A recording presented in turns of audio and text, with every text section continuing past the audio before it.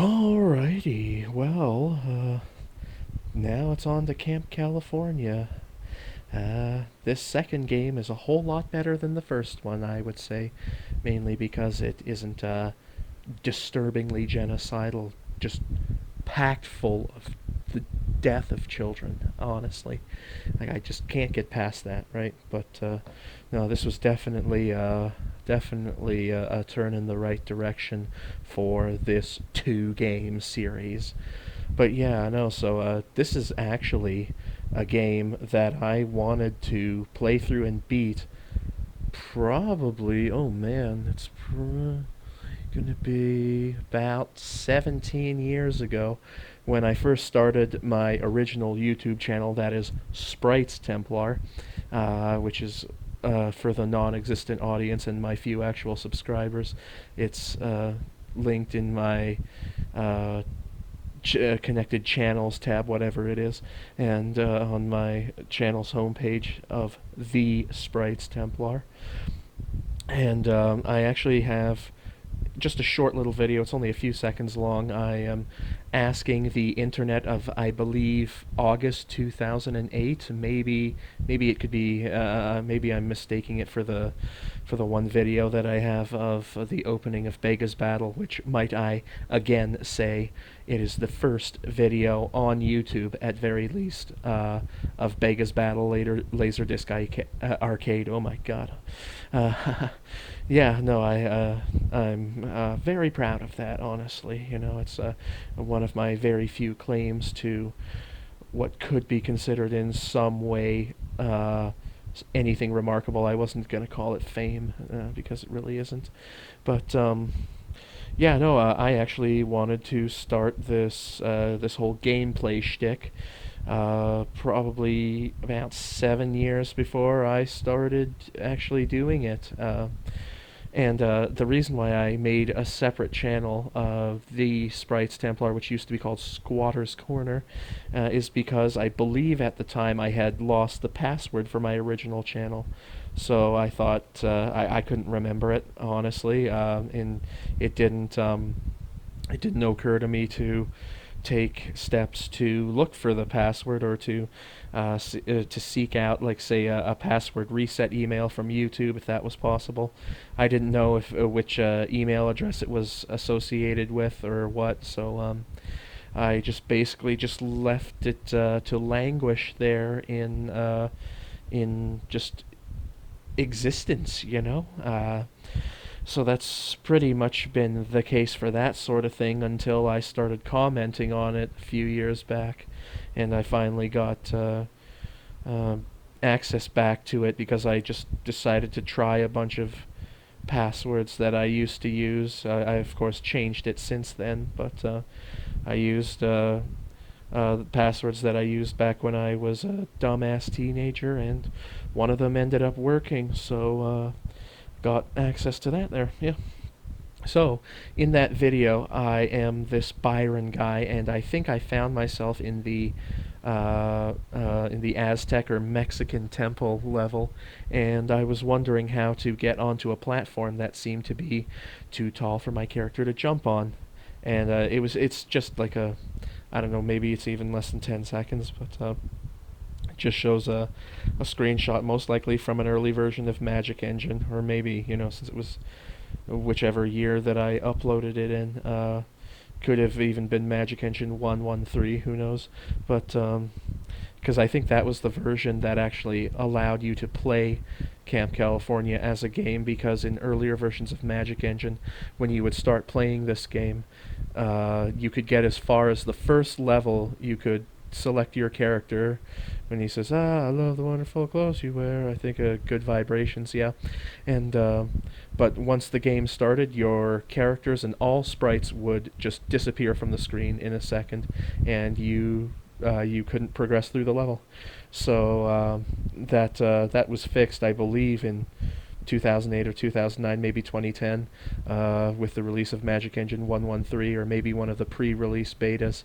But so that's what made me want to beat it, because it was, kind of the the odd one out, at least, of the games that I had tried at that point, because I had wanted to play it, but I couldn't. So now I could, but I couldn't figure it out at the time, so I just decided to let it go, which is something that I find a little difficult to do now, unfortunately. But so the thing with this is, I'm looking at my folder full of the ISO images of, I use it as an acronym and not an initialism, um, and I see that I think there are only of the U.S. releases, which also includes East 4 Dawn of East, the translation.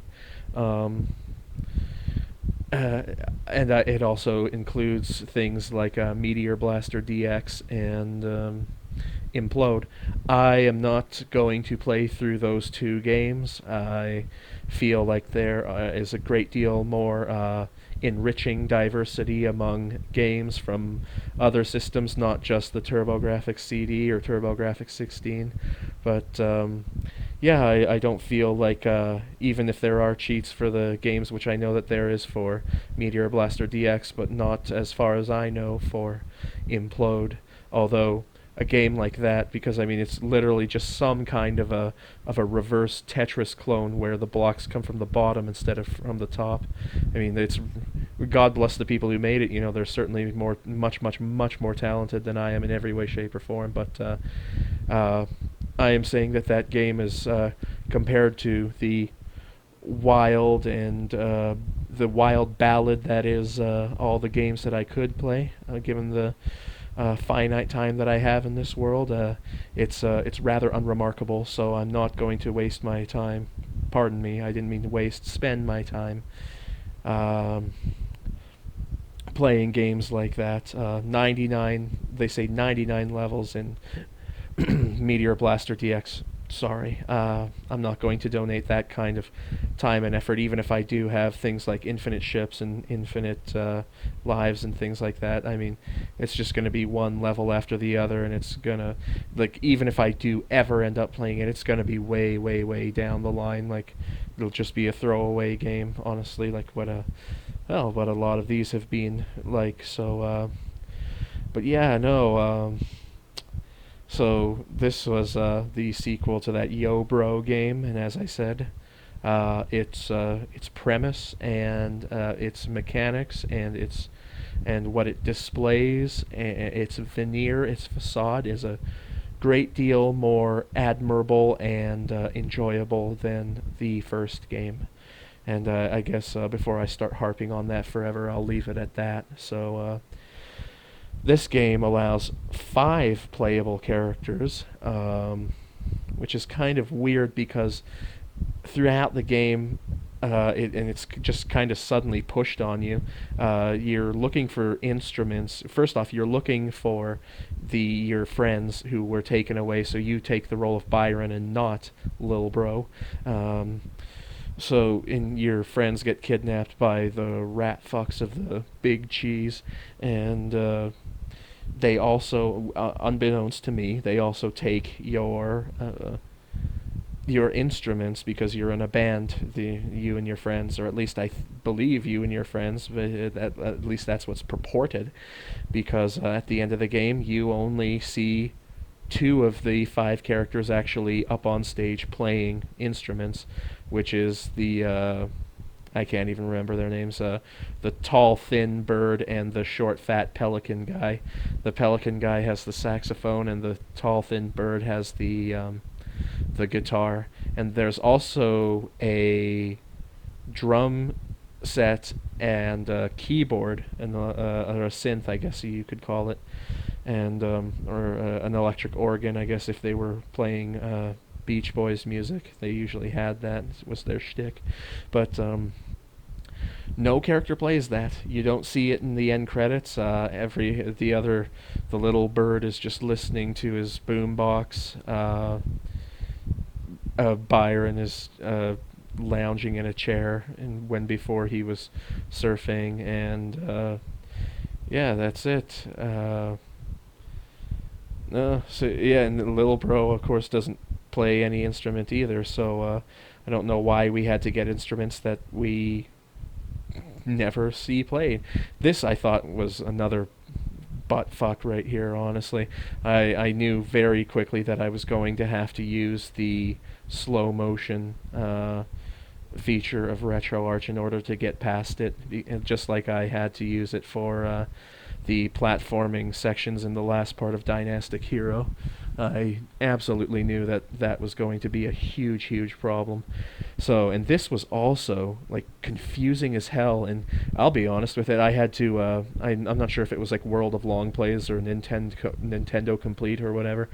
In order to get me through this level, I had to open up a walkthrough and follow it as it was going. So I would open up the walkthrough, mute YouTube as a site, so playing and pausing the video wouldn't intrude on my recording, and I would slow down the playback to about 0.65% in order for me to watch it and then do what he or she or whoever did.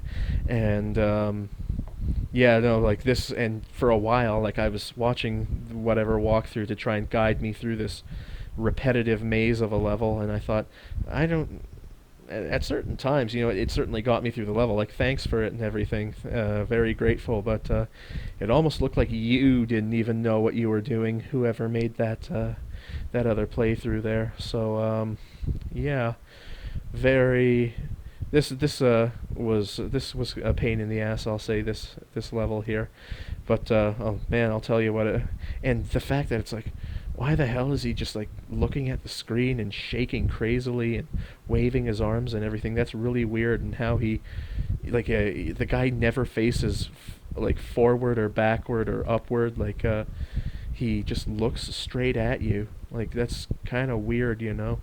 And it modifies how he jumps too. The guy's like a, I don't know, some kind of like a spinning jumping jack or something. It's really, really weird, and it's really awkward. It kind of reminded me of the before I get distracted, it reminded me of the platforming if you were the cougar or the puma or whatever in Shapeshifter. And also what this game reminds me of in terms of Shapeshifter is the fact that and this is probably an error in the emulator, Beetle PCE Fast, is that when you pause the game, everything goes black and white. Well, you pause it and it's all in color, but when you unpause it, it turns black and white. So I had to figure it out, and I think I would use the rewind function. So I would pause it, like navigate to a walkthrough to a video showing me what to do if I was stuck, and then I would have to, after unpausing it, I'd have to rewind it. I think it happens at around this point. Yeah, see? So I had to wrestle with that a little bit, but you know, as I said, all its warts. All I ever really cut out are things like if I was like if I paused it, like hard paused it, like using RetroArch's pause key, the letter P, and if like it was sitting there for like over, I would say 10 seconds, then I would cut that out. Just for brevity's sake, you know, because I respect my few subscribers and, of course, the non-existent audience. And if you'll see down here, there's Pinocchio down there looking for his father swallowed by the whale or something like that. It's maybe Jonah, and you know, the whale, a reference to that sort of thing. You know, there are a lot of pop culture references in this game. Like there's a picture of what I believe is supposed to be a rat version of Madonna, even though the real lady is more like a rat than the animal is, I would say. But there are a few other things, like I don't know. I'm sitting here thinking, it's like, and then I think they referenced it, like they did the Pinocchio thing. And then I'm also gonna say that I think I saw the Disney logo or the letters Disney somewhere in the game. I didn't really care enough to check because it's a garbage monolithic monopolistic company that owns everything. And you know, at the time, I'm not sure if they owned they certainly didn't own the rights to everything that they're spoofing in this game. So I think that old ICOM Simulations is having is trying to have a good old-fashioned time just ripping off IPs and hoping that they're obscure enough to get away with it.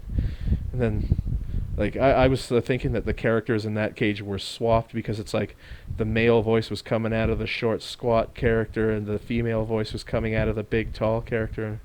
And I was thinking, weird, but this really pissed me off here. Like, I kept I was trying to kill the bad guy on top of where you enter the level, but I kept going back into the previous level, and then it was just back and forth and back and forth, so that sucked.